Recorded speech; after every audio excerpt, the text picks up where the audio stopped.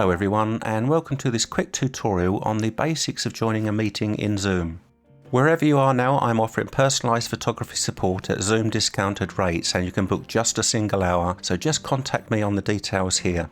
Now, if it's been a little bit daunting just going through all the windows when you join the first Zoom meeting, there's a few slides here that will just help you along. So persevere, and the next time you join a Zoom meeting, it will be even easier for you. Now, you can use Zoom on a variety of devices, but what you need to ensure is whatever it is you're using, whether it's a computer or a smartphone or a tablet, just set up your audio so that your speakers and microphone are working. And also with video, check that the webcam is actually working as it should do as well. Don't forget that if you're worried about a small screen using a smartphone, that you can actually mirror your phones these days, and that's both with iPhones and Android, and mirror those either through a computer if you haven't got a webcam on there, or some smart TVs will also allow you to do mirroring as well. So this is all about receiving a link, and what usually happens is you will get a link by email, as you can see up here as an example, and all you do is click on that link and that should take you straight to the Zoom website. You also have the option of copy and pasting direct into the URL bar on the top of your browser, and there's an example of what a URL bar looks like, so that may help you. Now, I would suggest that you download Zoom beforehand, but if you haven't, you will actually be prompted to do that, so just follow the instructions. If you don't want to set up an account, that's okay, and you can just run through your host and the link that they send you. Once downloaded, open up Zoom, and it might be that you have to click on the link again to get that to actually work through. That should take you to this last window here, which is Join a Meeting.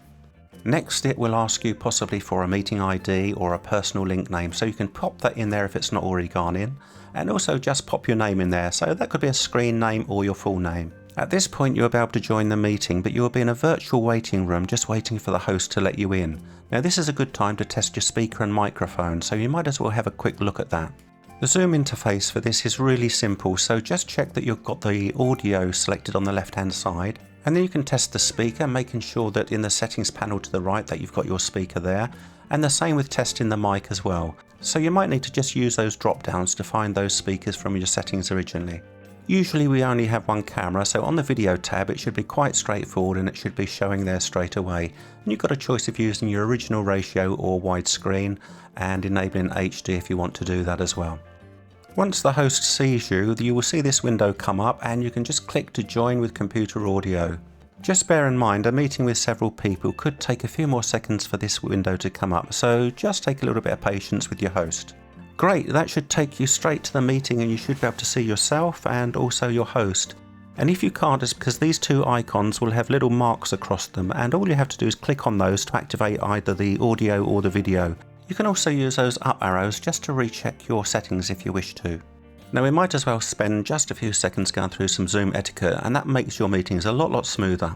Use video if you can, and that will really make you part of the meeting.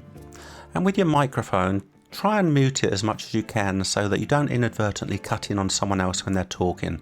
Isolating background noise at home is probably one of the most difficult things, but really the easiest thing you can do is try and isolate yourself in one room on your own, shut the door, and make sure everyone knows what you're doing so you don't get disturbed. It's always useful to position your camera properly. Having your head just poking over the bottom of the screen can look a little bit odd. All it takes is a little bit of tilt from your camera, and that gets you nicely positioned into the screen.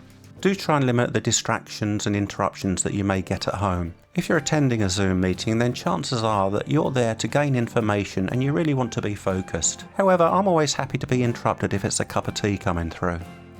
If you're having to share any information or materials with the host or other people at the meeting, it's always worthwhile spending a few minutes before the meeting making sure you have all of that in order, and then you can get that across very efficiently and quickly and get moving on with the meeting. Checking these 6 things will help meetings become much more efficient in future, and it won't take you long at all to remember these off pat so you don't have to reference back to them. So there we go, joining Zoom meetings is not really that difficult, and what you may want to do is just take a look at this 4-point check once you've done a few meetings, maybe take a screenshot of this and use this as a quick reminder, but you will soon be able to dispense with this as well. So there you are, enjoy your Zoom meetings in future, and please, if you've enjoyed this, do subscribe to my channel if you haven't done already. Please hit the like button, and also don't forget, ring that bell for future notifications.